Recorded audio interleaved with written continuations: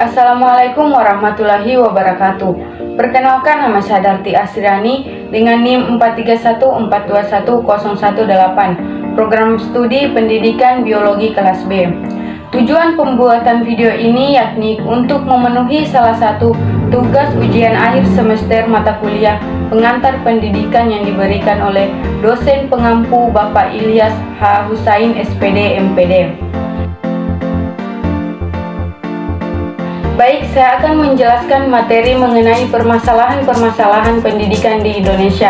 Nah, permasalahan-permasalahan pendidikan di Indonesia ini terbagi menjadi dua, yaitu yang pertama, permasalahan pendidikan di Indonesia, dan yang kedua yaitu solusi permasalahan pendidikan di Indonesia. Langsung saja pada bagian pertama, yaitu permasalahan pendidikan di Indonesia. Jadi ada beberapa poin yang perlu kita ketahui bersama, yaitu yang pertama, pemerataan kesempatan dan akses pendidikan, kedua, peningkatan mutu, ketiga, relevansi pendidikan, dan yang keempat, efisiensi dan sistem manajemen pendidikan. Pemerataan kesempatan dan akses pendidikan mencakup dua aspek penting, yaitu equality dan aspek equity. Equality yang mengandung arti persamaan kesempatan, contohnya untuk memperoleh pendidikan, bahwasanya semua warga negara Indonesia berhak mendapatkan pendidikan dan pengajaran tanpa terkecuali, baik yang kaya maupun yang miskin, dan masyarakat perkotaan maupun pedesaan atau terpencil. Untuk itu, pendidikan di Indonesia, terutama akses memperoleh pendidikan bagi masyarakat miskin dan terpencil, menjadi suatu masalah klasik yang memerlukan langkah strategis dari pemerintah untuk menanganinya. Pendidikan menjadi sebuah landasan kuat yang diperlukan untuk meraih kemajuan bangsa di masa depan dan menjadi bekal dalam menghadapi era global yang syarat dengan persaingan antar bangsa yang berlangsung sangat ketat. Sedangkan equity bermakna keadilan dalam memperoleh kesempatan pendidikan yang sama di dalam kelompok masyarakat. Pemerataan pendidikan identik dengan sebuah kesempatan yang dimiliki oleh rakyat.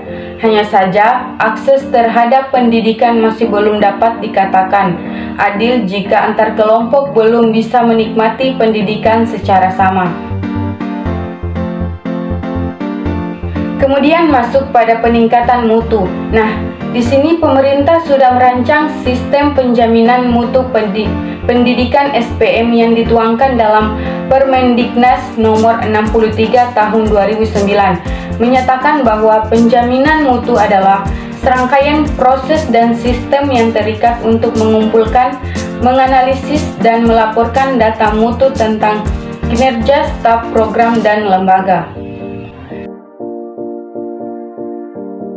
Yang selanjutnya, relevansi pendidikan. Ada beberapa faktor yang mempengaruhi permasalahan relevansi pendidikan, yaitu yang pertama, ketersediaan lapangan pekerjaan dalam masyarakat. Yang kedua, perkembangan dan perubahan yang cepat dalam jenis dan tugas pekerjaan. Yang ketiga, mutu dan perolehan tamatan yang dihasilkan sekolah tidak dapat memenuhi harapan dan kebutuhan dunia kerja. Terakhir yaitu efisiensi dan sistem manajemen pendidikan. Manajemen pendidikan merupakan proses pengembangan kegiatan kerjasama kelompok orang untuk mencapai tujuan pendidikan yang telah ditetapkan. Sehingga dapat dikatakan bahwa masalah manajemen pendidikan ini berkaitan dengan bagaimana seharusnya sistem pendidikan diatur agar dapat menghasilkan output yang sesuai dengan tujuan pendidikan nasional. Masalah efisiensi pendidikan ini tidak lepas dari masalah sistem manajemen pendidikan. Sistem yang tidak sesuai dengan potensi seorang mahasiswa tentu akan menjadikan mahasiswa tersebut gagal menjadi sumber daya manusia yang dapat diandalkan, dan pada akhirnya pendidikan tersebut menjadi tidak efisien. Nah, selanjutnya masuk pada submateri yang kedua, yaitu solusi permasalahan pendidikan di Indonesia.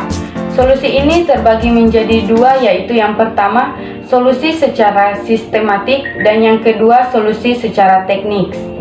Solusi sistemik yakni Solusi dengan mengubah sistem-sistem sosial yang berkaitan dengan sistem pendidikan.